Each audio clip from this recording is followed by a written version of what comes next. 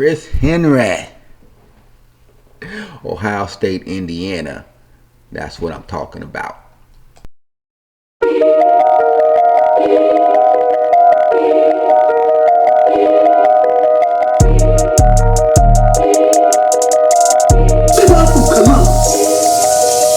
is you talking about? Ohio, bitch! He signs. Oh, you know that was some good news when he called Ryan Day. Ryan Day was probably watching it live. Pat McAfee, the live announcement. Chris Henry Jr. signs. But before we get into that, please hit that like, subscribe button. Trying to grow this thing out. Ohio State talk, college football talk, everything in between. That said, let's jump right back into it. Chris Henry Jr. signed with Ohio State and had a feeling, I think a lot of us did, once Brian Hartline announced he was going to be the head coach at South Florida. I thought that caught me by surprise. I think it caught a lot of folks by surprise because were they even on the radar? We knew he had interviewed for Kentucky, or that's what the word was, but South Florida wasn't on the radar. That just came out of nowhere.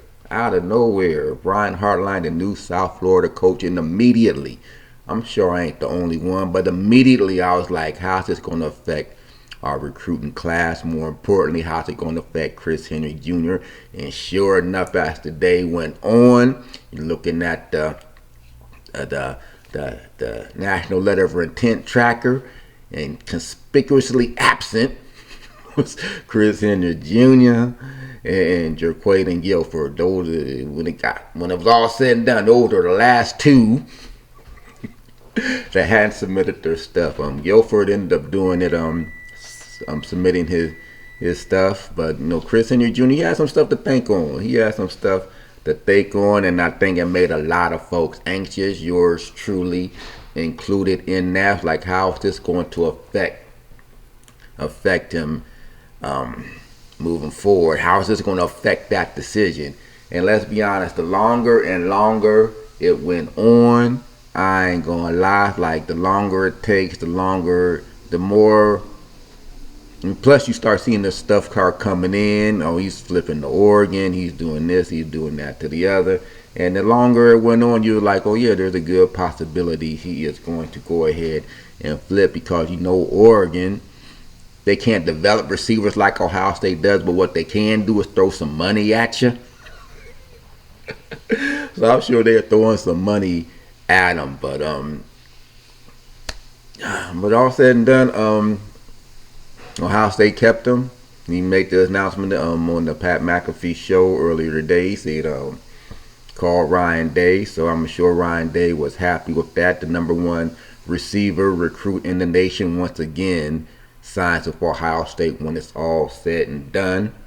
I'm sure Ryan Day had a similar response when Jeremiah said he was coming to Ohio State. So kudos to the Buckeyes for being able to keep him in, and it made sense. You build up a relationship with Hartline for 2 years now. So yeah, he's gonna mule his offers. Don't blame him for doing that. See what's out there, just to be 100% sure. But I'm sure he's built up more relationships with folks on the staff other than Brian Hartline, Devin Jordan, Keenan Bailey. So I'm sure that may have played a role into it. And he just wanted to be sure. Who knows, he may have some insight on who's incoming. Is Chip Kelly coming back? Because if Chip Kelly coming back, I'm sure Kelly's had some conversation with him during some of his recruiting visits with Hartline leaving. Because you not only lose your receiver coach, but you lose your offensive coordinator. So that's just going to be interesting. And yeah, if I'm Chris Henry, I'm gonna take a little bit of time too, just to see. But I think it's all said and done. The culture at Ohio State is just solid, and it's hard to. It's a lot hard for other programs to compare with that, and he stuck it out with the Buckeyes after speaking to numerous people. Hats off to Hardline. I'm sure he weighed in on it as well. He even said after the decision was made, he contacted Chris personally and said you made the right choice, what I do think he did. Chris Henry Jr. made the right choice. We're a wide receiver you, arguably wide receiver you before Hardline got there. He just took it to another level. That's hard to beat. But yeah, but he signed on the dotted line. I believe we got just about all our folks that had verbal commitments. We did lose your boy to USC, but there was speculation Caden Dixon Wyatt was going to SC he was going there regardless of the Heartline situation. So we had already lost him, but Chris Henry Jr., I said, Jerquaden Guilford, Jaden Ricketts, and Brock Boyd, four receivers coming in, another solid receiver class, and the wealth of receivers is just staggering. So yeah, that was an amazing moment. But Buckeye Nation, we got our dude. At the end of the day, I think it's going to be another top 4 or 5 recruiting class. With that said, Chris Henry Jr. is on board. Now, the only crazy recruiting thing or signing day thing is the Legend Bay situation. That is some crazy stuff. He wanted to be a Buckeye. I don't know the particulars or the details. If y'all do, y'all fill it up in the comments here. But was he the one who actually submitted the letter of intent, or was it his brother? Because there was rumor that the brother had access to the account and actually did all the paperwork and submitted it on Legend's behalf. But that ain't the story. I don't know. But somehow he ended up in Tennessee, and at the end of the day, Legend don't want to be at Tennessee. And hopefully Tennessee said they'll do the right thing. If he don't want to be here, we'll let him out and he can sign with Ohio State. Or if they're going to be about it, he can enter the transfer portal next time it opens up. But I think when it's all said and done, Legend Bay is going to be a Buckeye, because I think that's what he truly wants to do. It's just a whole crazy situation when some of your family does that to you, knowing you did not want to be at Tennessee. That's just crazy. But recruiting wise, Ohio State had a stellar class, hit a lot of spots, a lot of points, a lot of folks coming in. Another thing was the LSU safety going to go back to LSU of Lane Kiffin there. He's staying on board. So again, another great class by Ohio State. Did we expect anything less? Another top 4 or 5 class. USC, I do believe, walks away with the number 1 recruiting class. The question is, can Lincoln coach it up? A lot of my SC friends don't think Lincoln can coach it up. So we'll see. We will see. Just again, Big Ten, SEC, first time in since forever a Big Ten team has claim to the number 1 class. Just throwing it out there. SC has owned the number 1 class for a number of years, and SC broke through. Just interesting Big Ten SEC stuff going on here. Speaking of coaches, the Hardline. I thought we were going to get them at least one more year.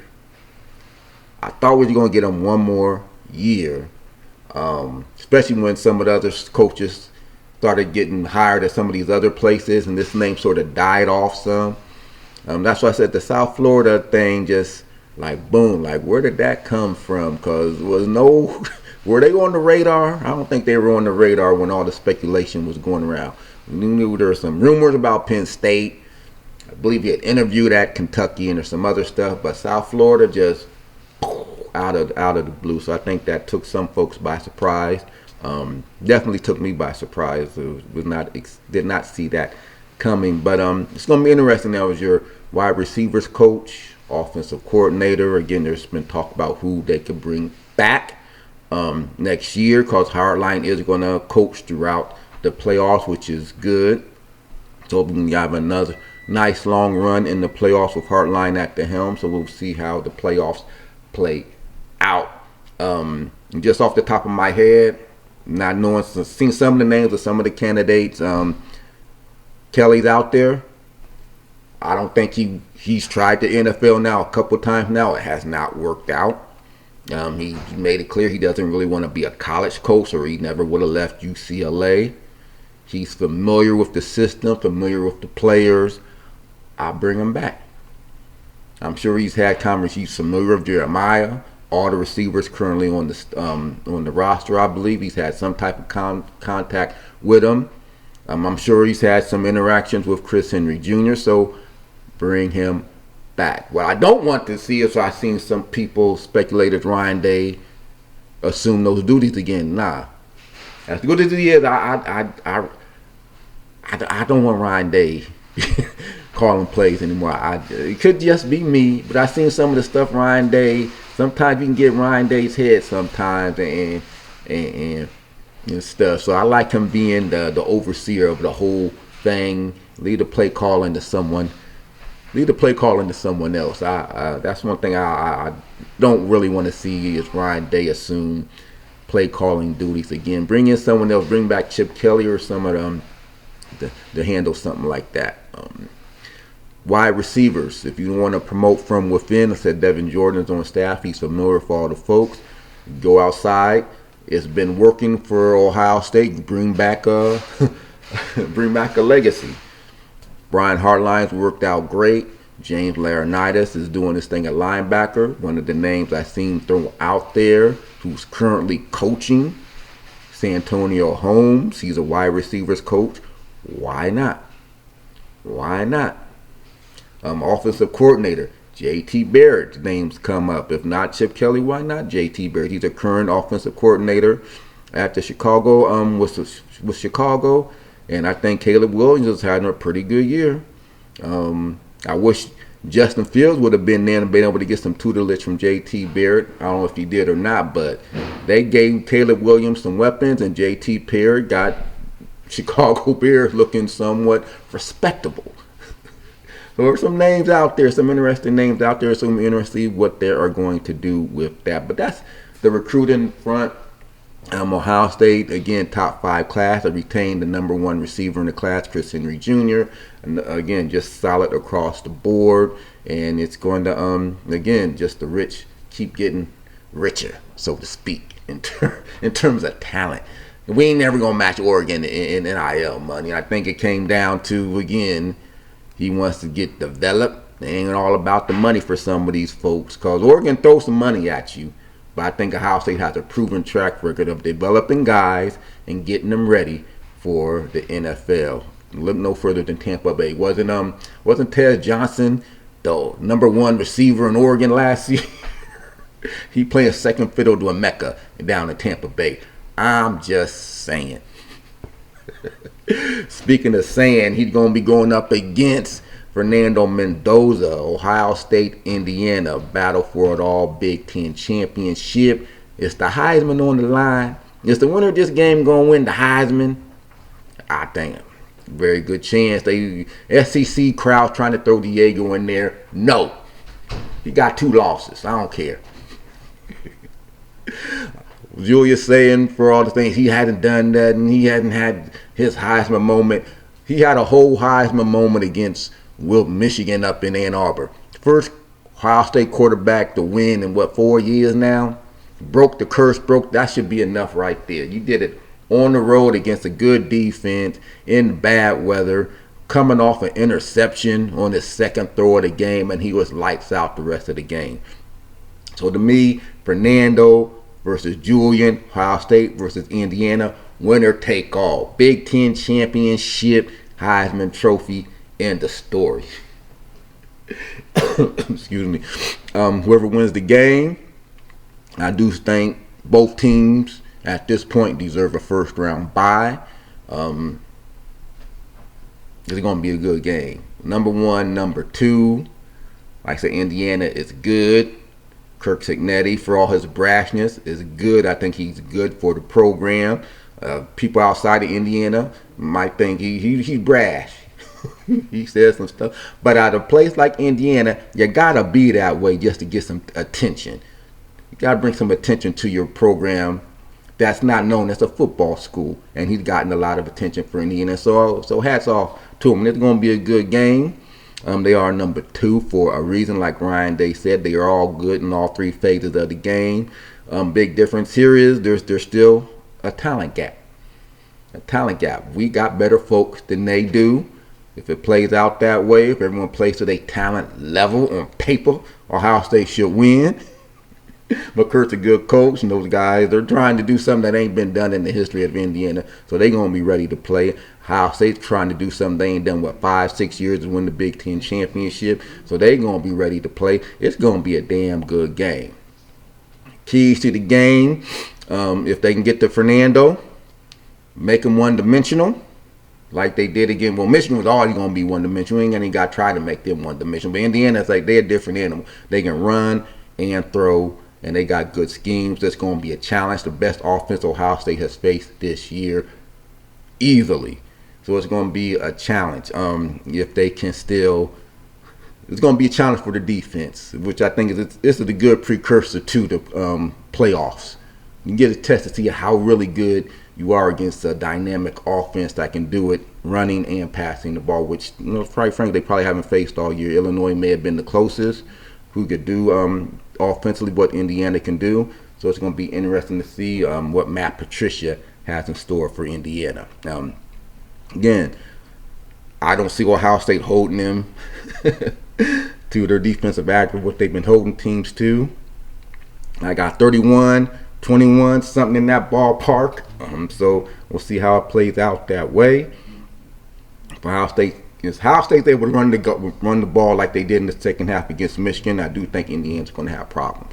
If the offensive line can hold up, I do think Indiana has problems because I don't think they can match up with Jeremiah and Carnell like nobody's been able to match up with them all season. I don't think Indiana's going to be any different in that sense. It's going to be how our DBs can match up with their receivers, which is going to be interesting.